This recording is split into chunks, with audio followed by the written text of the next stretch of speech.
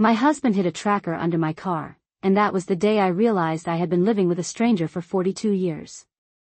I didn't scream when the mechanic told me. I didn't ask him to remove it.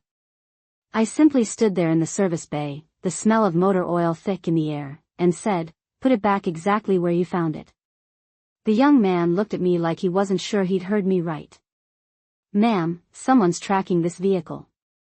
I nodded. "I know." I didn't know, not until that moment, but I understood enough.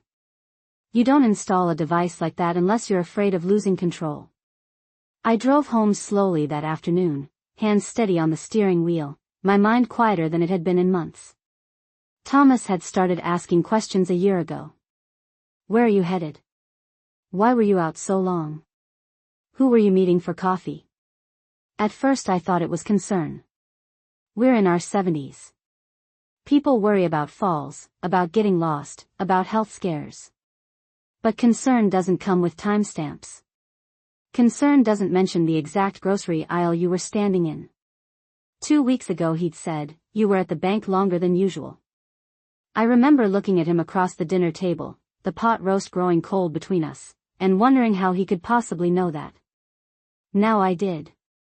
When I pulled into our driveway that afternoon, Thomas was in his study. I could see him through the window, hunched over his desk, staring at his phone. Waiting, maybe. Watching a small blinking dot move across a digital map. I carried my purse inside, set it gently on the kitchen counter, and poured myself a glass of water. My reflection in the microwave door looked older than 70, but not fragile. Not confused. I had spent decades raising children, managing a household, helping Thomas build his consulting business from a folding card table in our first apartment. I was not a woman who could be quietly monitored like a delivery package. I didn't confront him that night. I asked about his day. I listened to him talk about market shifts and retirement funds and a former colleague who had moved to Arizona. I even laughed once, at something that wasn't funny. All the while, I pictured that small black device under my car, quietly reporting my location to the man sitting across from me. The following morning, after he left for his weekly breakfast at the country club, I drove back to the mechanic. This time I brought a pair of rubber gloves and a zip-top plastic bag. The mechanic didn't ask questions. He handed me the tracker like it was something delicate and dangerous. It was lighter than I expected. I turned it over in my hand, noticing the magnet strip, the tiny blinking light. Someone had gone online, entered a credit card number, and chosen to track his wife. I placed it in the bag and drove downtown. The city was busy, mid-morning traffic inching along Main Street, pedestrians crossing against the light. I circled twice before I found what I was looking for, a marked police cruiser parked along the curb outside a coffee shop. The officer inside was speaking to someone on the sidewalk, distracted, unhurried. I parked a few spaces back, stepped out, and walked with purpose, as if I belonged there. My heart did not race. My breathing did not change. I crouched beside the cruiser, pretending to adjust the hem of my slacks, and slid the tracker beneath the rear bumper, pressing it firmly into place. The magnet caught with a soft click. Then I stood up, smoothed my blouse, and returned to my car. I drove home the long way, taking side streets, stopping once to buy fresh flowers. When Thomas returned that afternoon, he looked unsettled. He tried to hide it, but I saw the tightness around his eyes. "Did you go out today?" he asked casually.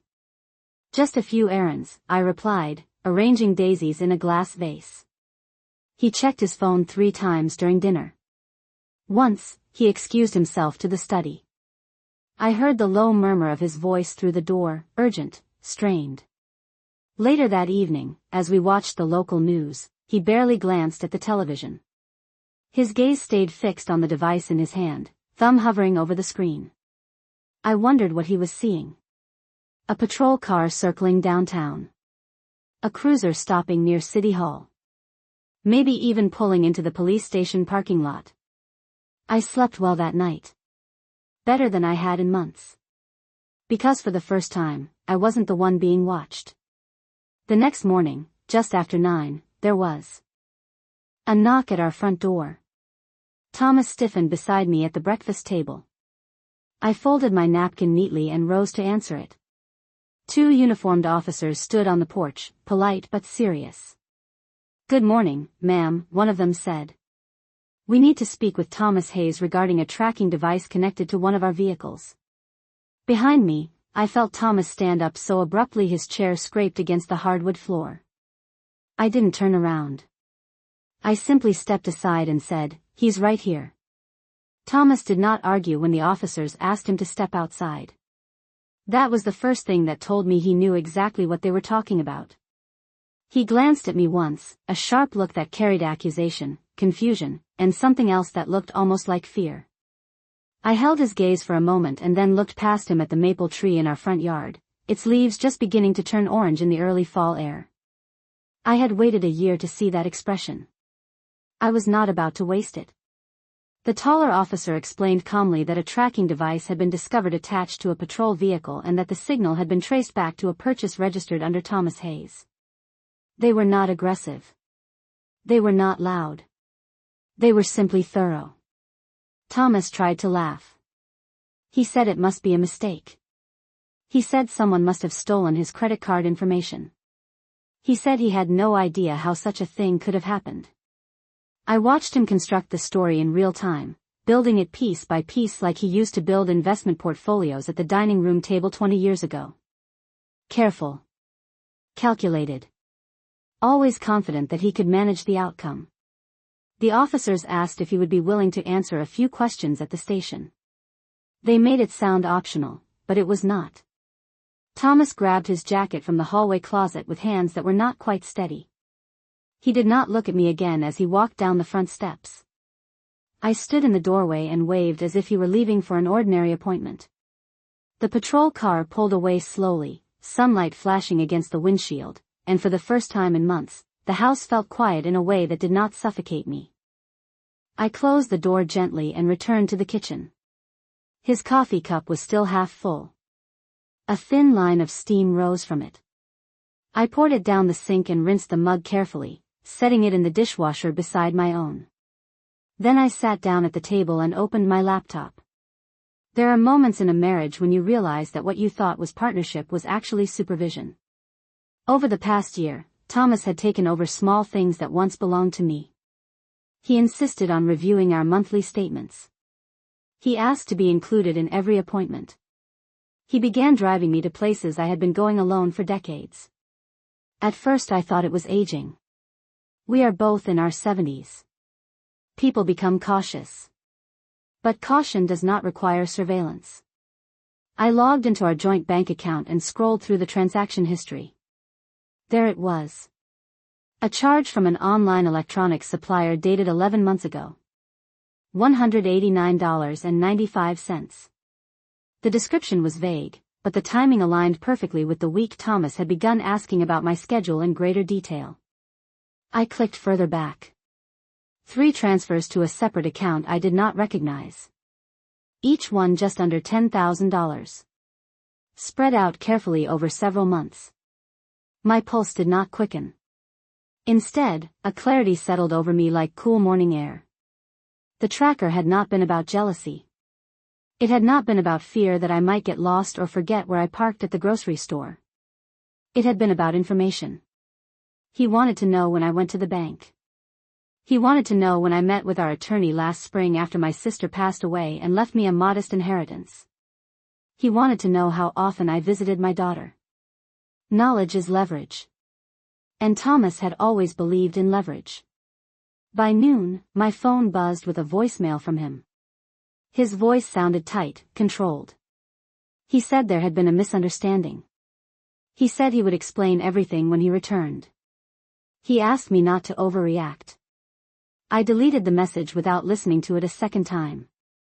Instead, I called the attorney whose office I had visited in April. His name was Daniel Mercer, and he had been practicing estate law for more than 30 years. When he answered, I spoke calmly. I told him I needed to review our trust documents and discuss asset protection. I did not mention the police cruiser. I did not mention the tracker.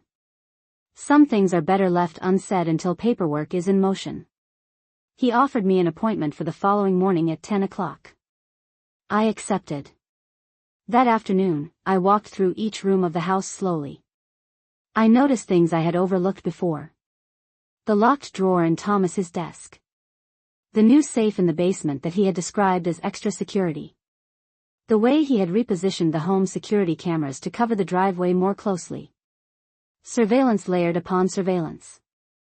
I stopped in the living room and ran my hand along the back of the sofa where we used to sit together on Sunday evenings. For 42 years I believed that marriage meant transparency. Shared calendars.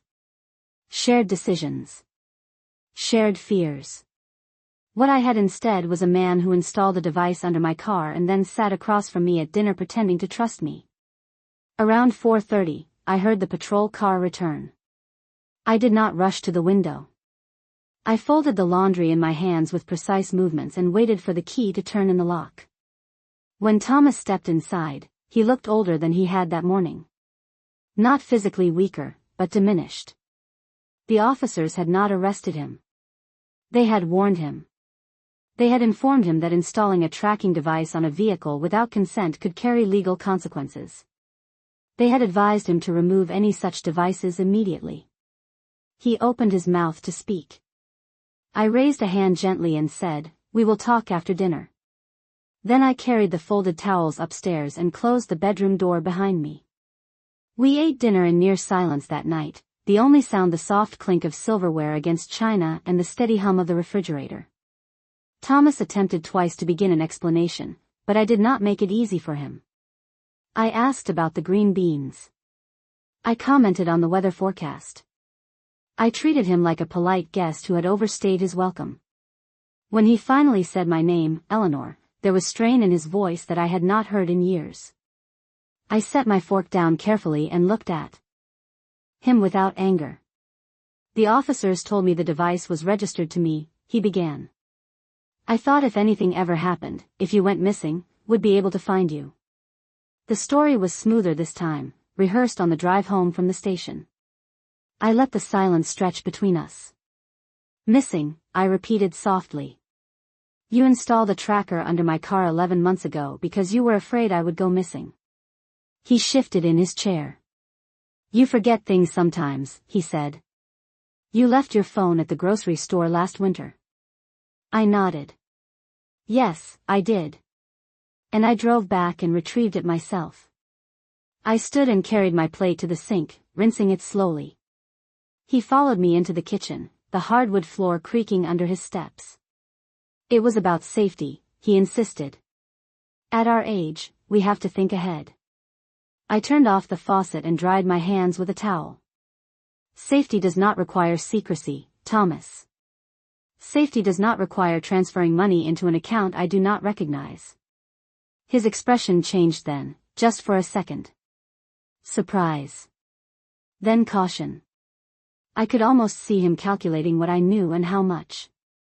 "I have no idea what you're talking about," he said carefully. I walked past him into the study and opened the drawer of his desk. It was locked, but I had found the spare key earlier that afternoon inside the old cigar box he believed I had forgotten about. I unlocked it and removed a thin folder filled with bank statements and printed confirmations. I placed them on the desk between us.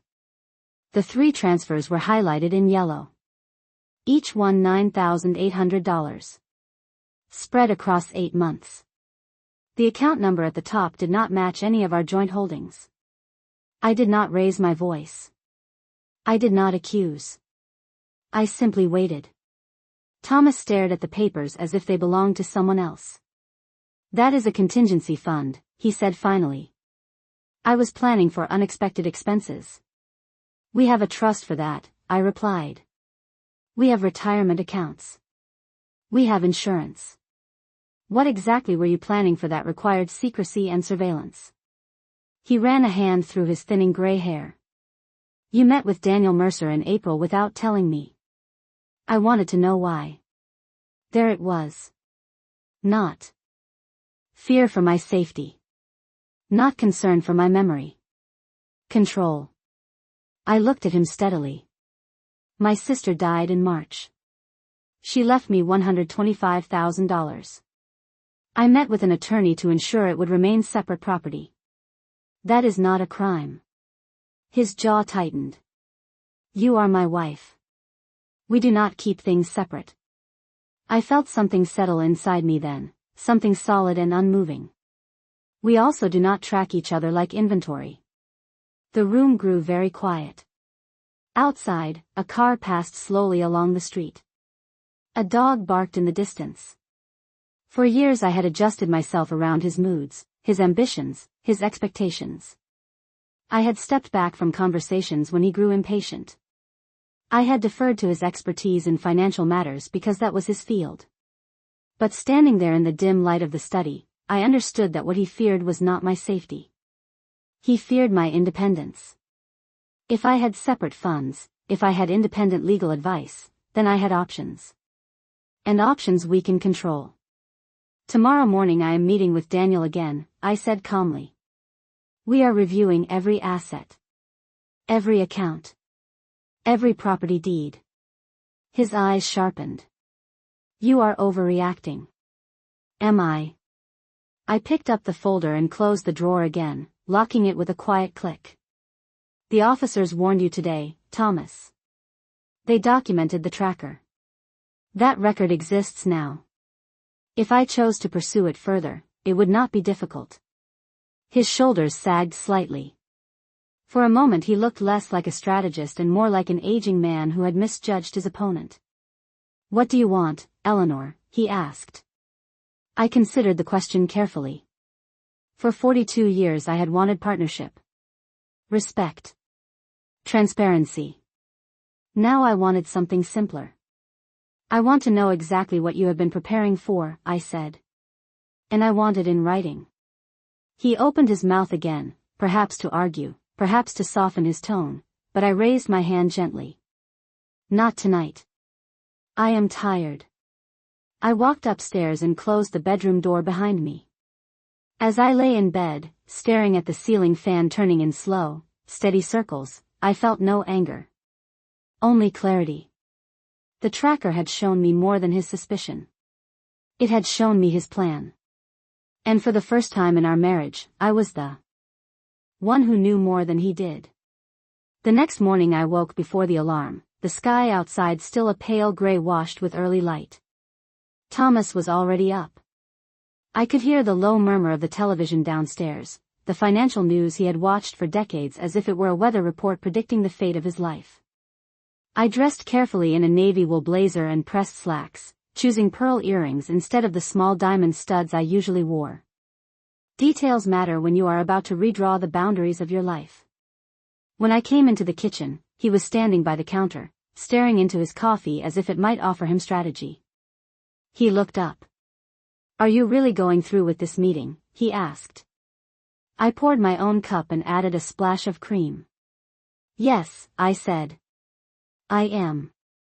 He set his mug down a little too hard. You are making this bigger than it needs to be. I met his eyes calmly. You made it bigger when you decided to monitor me without my knowledge. He did not respond. Instead, he picked up his phone and scrolled, a familiar gesture when he needed time to think. I left the house at 9:30, the drive to Daniel Mercer his office taking 20 minutes without traffic. I noticed every street sign, every red light, every pedestrian crossing with a clarity that felt almost sharp. There was no tracker under my car now, but the awareness of being watched had changed something in me permanently. Daniel greeted me in his conference room with a firm handshake and a steady expression. He had already pulled our trust documents and property records. I did not waste time. I told him about the device. I told him about the hidden transfers.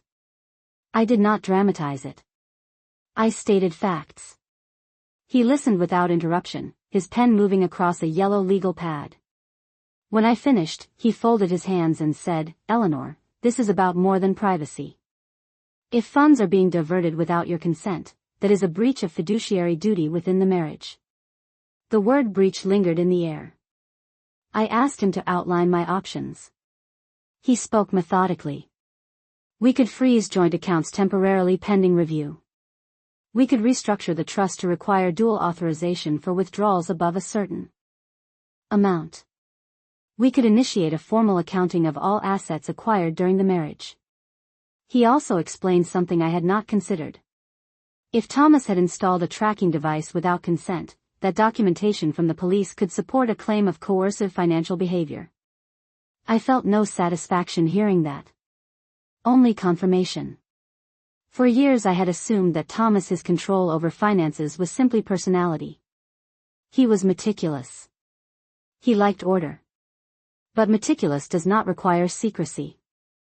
I authorized Daniel to begin drafting amendments to the trust and to prepare a full asset inventory. I also asked him to separate my inheritance formally into an individual account under my sole authority. He nodded and said he would have preliminary paperwork ready within 48 hours. When I left the office, the sun was higher in the sky, the day bright and almost deceptively ordinary. I drove home slowly, not out of fear, but because I was thinking about 42 years of shared decisions that now required verification. Thomas was waiting in the living room when I walked in. He stood as I set my purse on the side table. "Well?" he asked. I removed my blazer and draped it neatly over the back of a chair. "I have requested a full accounting of our assets," I said. "The trust will be amended. My inheritance will be held separately." His face tightened. "You are dismantling everything we built." I shook my head gently. "I am protecting what I built. The difference matters."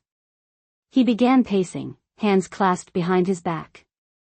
"You think I was planning to leave you with nothing," he said. I did not answer immediately.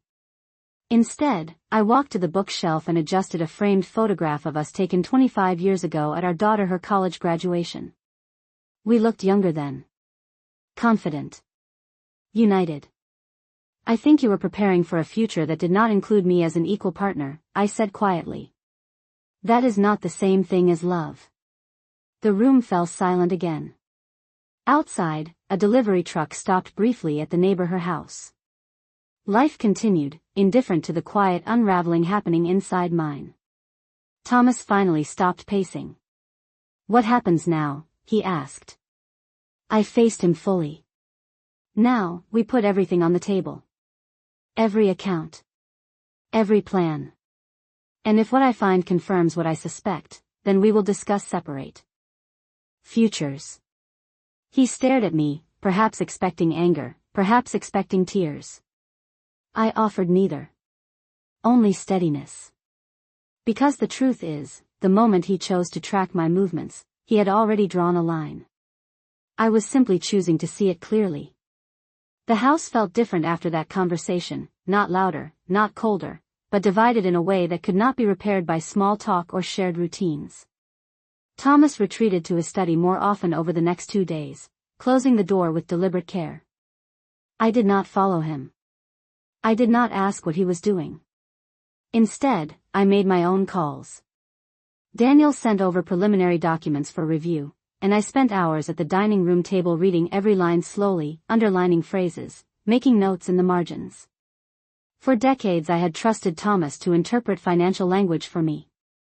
Now I interpreted it myself. The inventory Daniel compiled was thorough. Every retirement account. Every brokerage account. The deed to our primary residence and the lake property in Wisconsin. When I reached the section detailing the account I had not recognized, my breath did not catch, but it did steady. The account was real. It had been opened in Thomas's name alone 9 months ago. The transfers from our joint savings were listed clearly, along with 2 additional deposits I had never seen before. One from the sale of a municipal bond we owned jointly. Another from a dividend distribution that should have been reinvested. I closed my eyes for a moment and let the information settle. This was not precaution. It was preparation. That evening I cooked dinner as usual. Lemon chicken, roasted potatoes, a simple salad. The ordinary rhythm of slicing and stirring felt grounding. Thomas joined me at the table without speaking. His movements were slower now, measured. He had always believed that silence could intimidate. I had once agreed.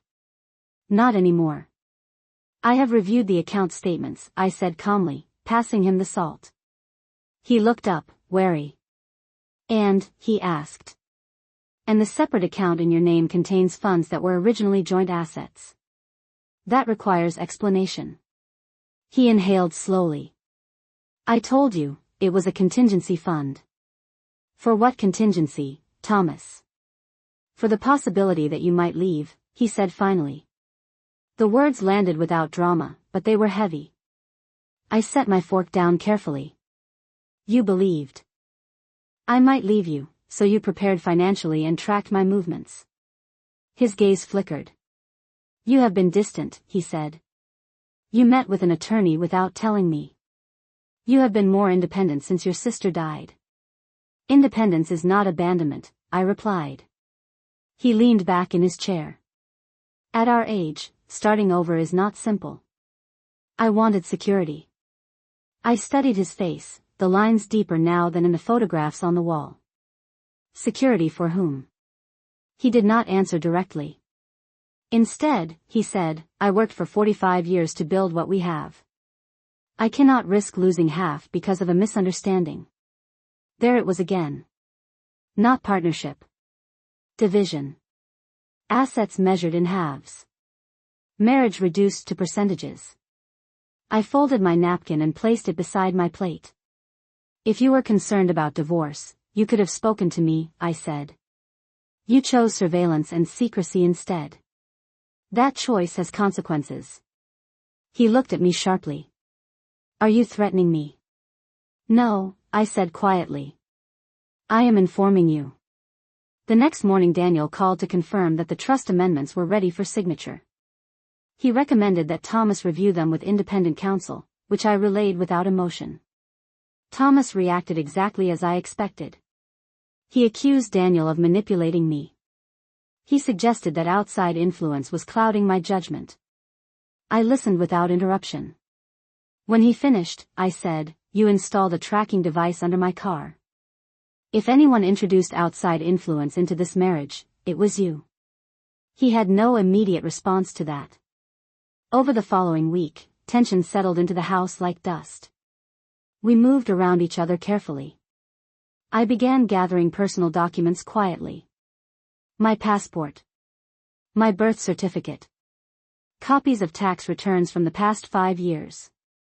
I placed them in a folder and kept it in the trunk of my car, not out of fear, but out of preparedness. Daniel also advised me to open a checking account in my name only and to transfer my inheritance there immediately. I did so on a Tuesday afternoon, the bank teller smiling politely as she counted out confirmation receipts. $125,000 is not a fortune in this economy, but it represents autonomy. When I returned home, Thomas was standing in the driveway, watching me park. For a brief second I wondered if he had installed another device. Then I realized something simpler. He no longer needed to track me. He could see the shift without technology. We cannot continue like this, he said as I stepped out of the car. No, I agreed. We cannot. He hesitated, then asked, What do you want, Eleanor? The question again.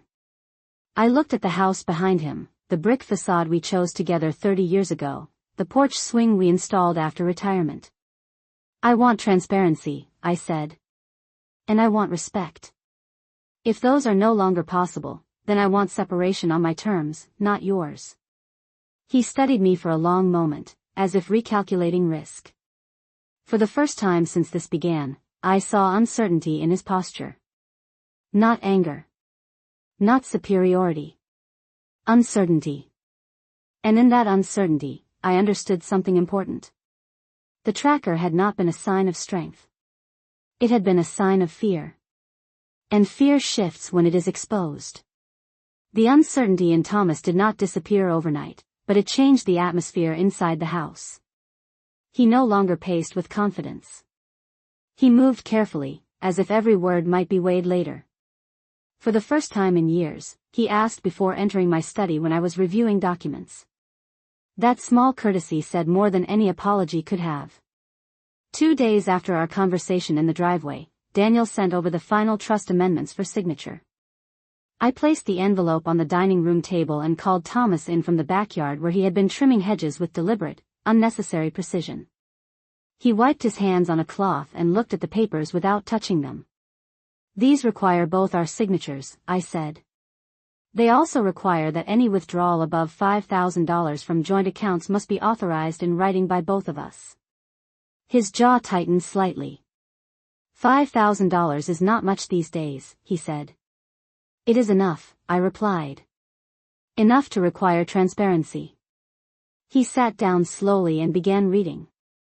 I watched him carefully, not for anger, but for calculation. He was used to being the one who drafted agreements, the one who anticipated clauses and contingencies. Now he was reacting instead of leading.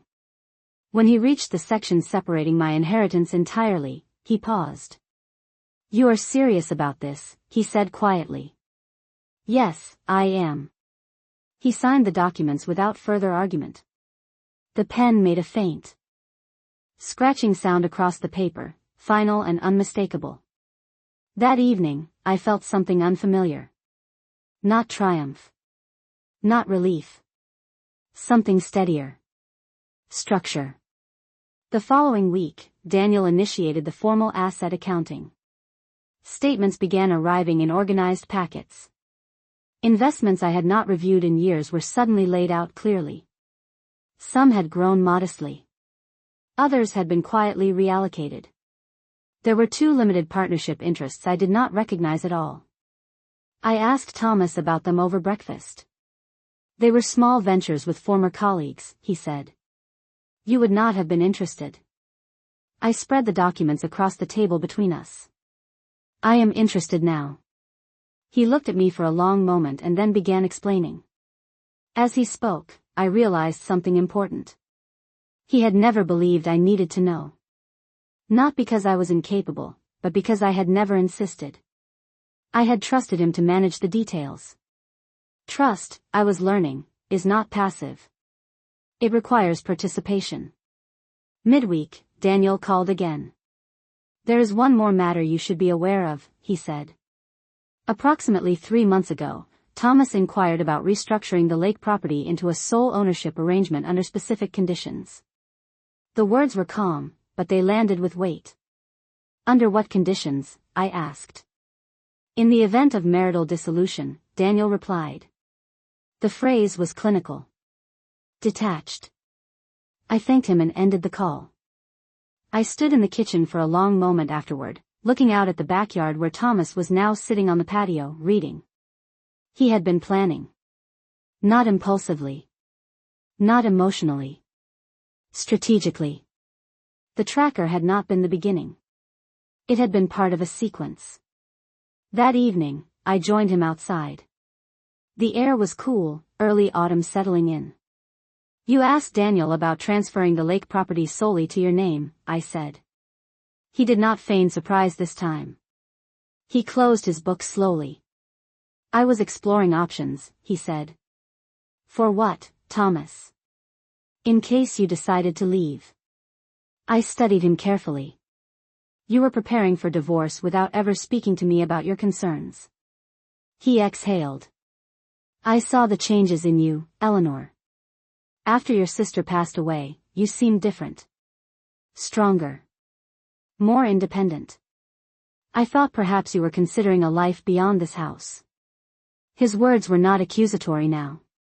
They were uncertain. I considered them honestly. Losing my sister did change me, I said. It reminded me that life is not guaranteed. That time is limited. That does not mean I was planning to abandon my marriage. It means I was evaluating it. He looked down at his hands. And what have you concluded? He asked quietly. I did not answer immediately.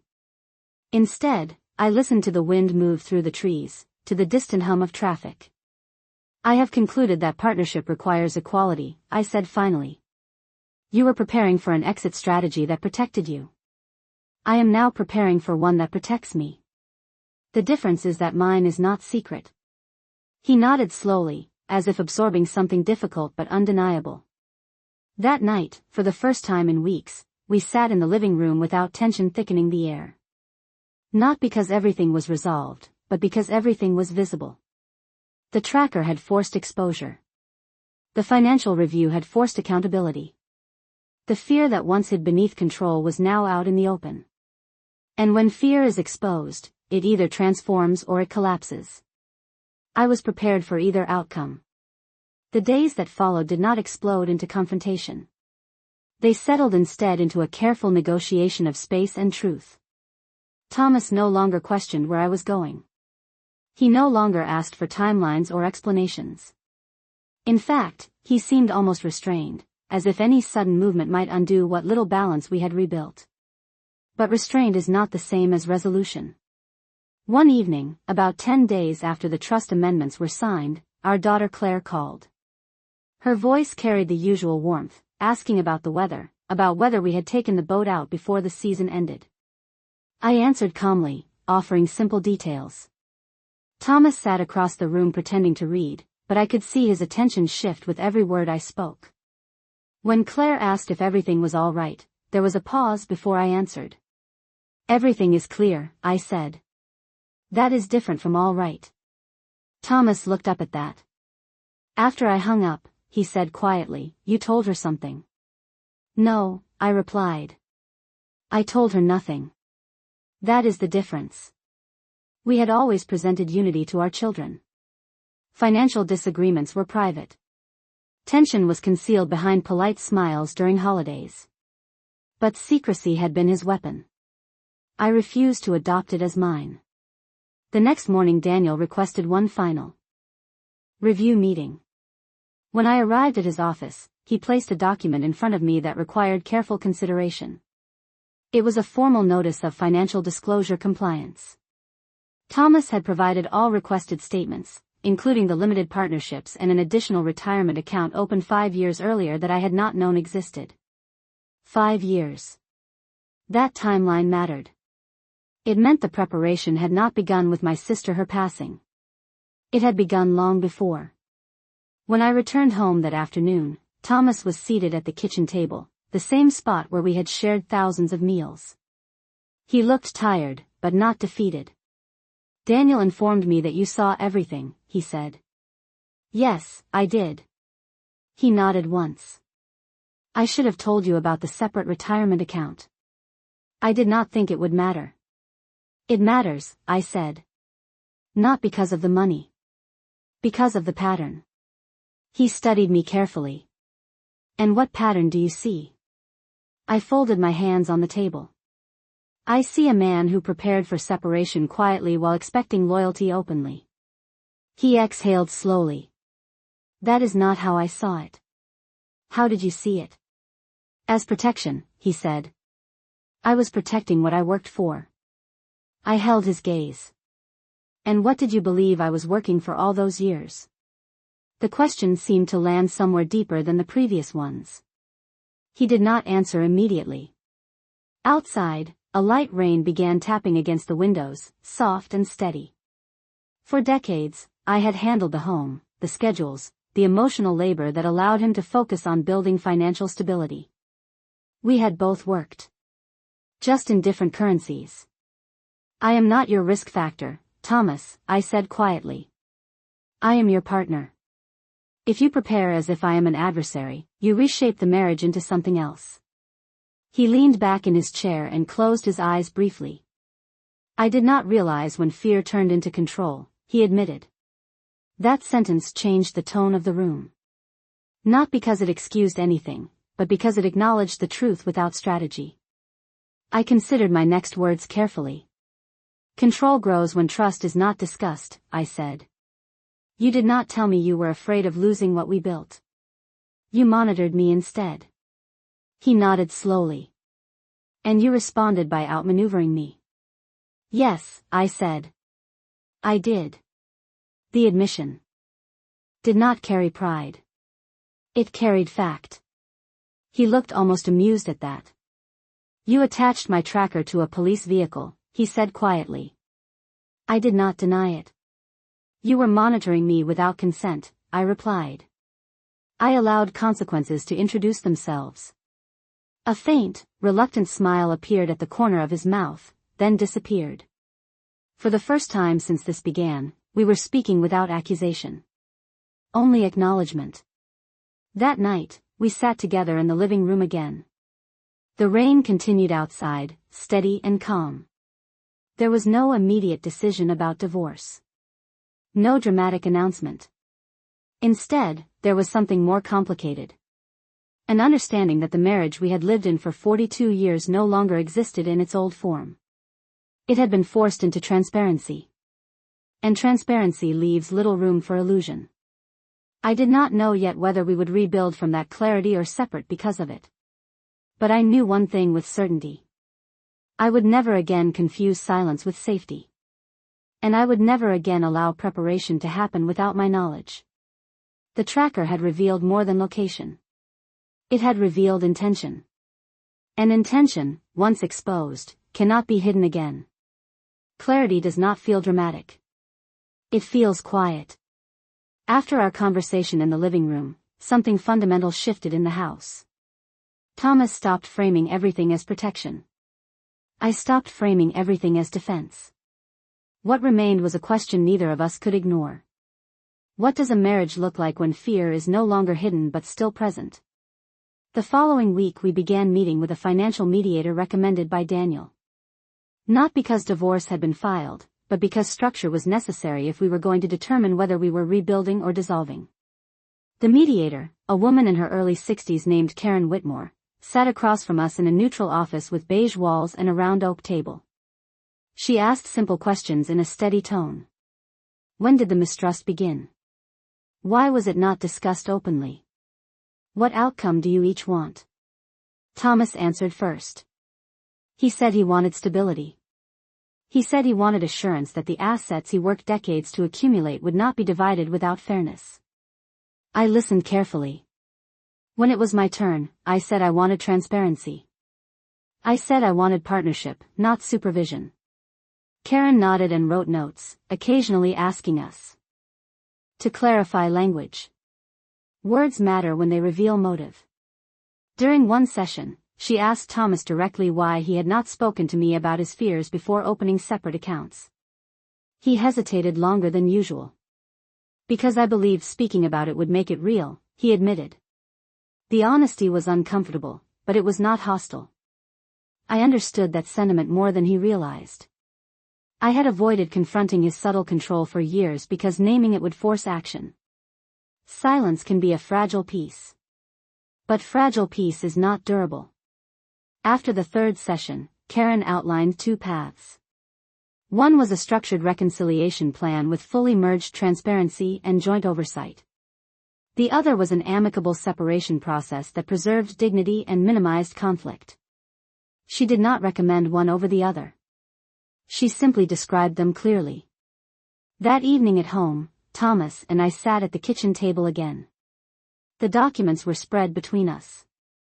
For 42 years, this table had hosted birthdays, tax season reviews, holiday plans.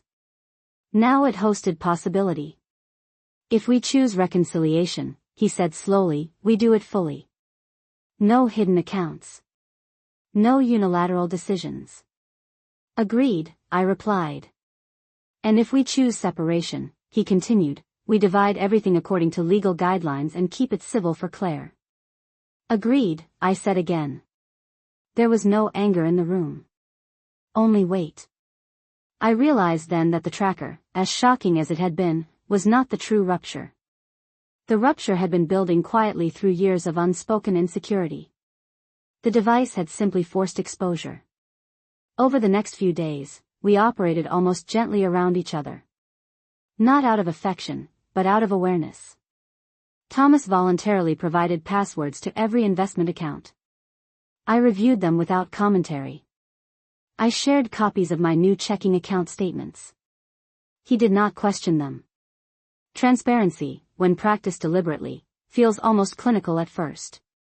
But it builds a different kind of stability. One afternoon, as I organized paperwork in the study, Thomas stood in the doorway. I have been thinking, he said, about what partnership means at this stage of life. I did not look up immediately. And what does it mean to you now? I asked. It means we either stand side by side fully informed, or we step away without deception. I closed the folder in my hands and faced him. That is the first thing you have said in weeks that feels aligned with me. He nodded once. I am not afraid of you leaving anymore, he admitted. I am afraid of becoming irrelevant in your life. The admission softened something in me, but it did not erase what had happened. Fear does not excuse surveillance. It explains it. I walked to the window and looked out at the backyard where the leaves had begun to fall. Relevance is earned through presence, I said quietly. Not through control. He absorbed that without argument. That night we made no final decision. Instead, we agreed to continue mediation for another month before choosing a path. It was not dramatic. It was deliberate. I went to bed aware that whatever direction we chose would be informed, not reactive. The tracker had once symbolized distrust. Now it symbolized something else entirely. A turning point. Whether that turning point led to rebuilding or to separation, it had already ensured one outcome. I would never again live in a marriage where my autonomy required surveillance to be measured. And Thomas would never again confuse preparation with partnership.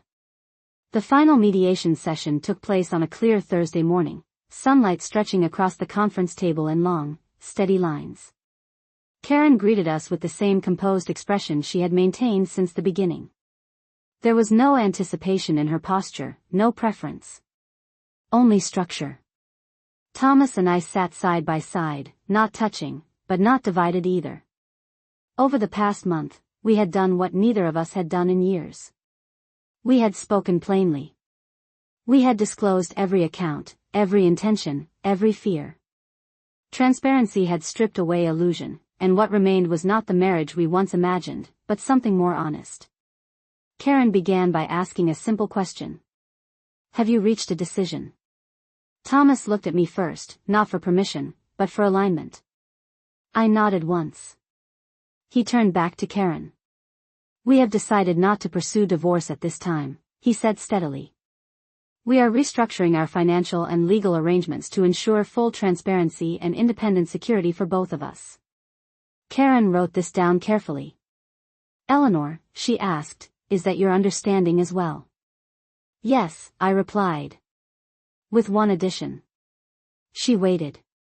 If at any point transparency disappears again, separation will not be debated. It will be initiated. Thomas did not object. He nodded slowly, accepting the condition without resistance. The documents were signed that morning. Updated trust language. Co-oversight clauses. Written agreements regarding property ownership and retirement accounts. Not romantic paperwork. Not symbolic reconciliation. Structural accountability. When we left the office, the air outside felt lighter than it had in weeks. Thomas paused beside the car and looked at me. I did not realize how far we had drifted until you moved that tracker, he said quietly. I considered that. You did not drift, I replied. You navigated alone. He absorbed that without defensiveness. For the first time in a long time, we drove home without silence feeling like tension.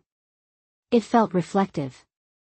That evening, I walked into the study and removed the small empty space on the shelf where the tracker box had once been hidden. He had discarded it days earlier, but the absence remained. I replaced it with nothing. Some gaps do not need to be filled. Over the next few weeks, routines returned, but differently. We reviewed investments together at the dining room table. We scheduled appointments jointly. He asked before making decisions.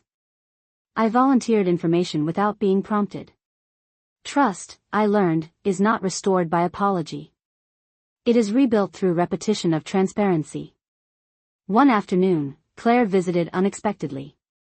She sat in the kitchen with us, sipping iced tea and telling stories about her children. She looked at both of us closely, as daughters often do. You two seem different, she said carefully. Better different, I replied. Thomas nodded. We are more honest now, he added. Claire smiled, not fully understanding the layers beneath that sentence, and that was all right. Not every battle needs to be shared to be meaningful. That night, after she left, Thomas stood beside me on the back porch watching the sunset fade into deep blue. "I am sorry," he said simply. "Not because I was caught. Because I was afraid." I looked at him carefully. "Fear is not the problem," I said. "Silence is." He reached for my hand, not urgently, not possessively, but steadily. I allowed it. The grip felt different than it once had. Less certain. More aware. The tracker had begun as a symbol of control. It had exposed financial maneuvering and quiet preparation. It had nearly ended a marriage built over 4 decades. But in the end, it did something neither of us expected. It forced clarity. And clarity is uncomfortable, but it is clean. I do not romanticize what happened.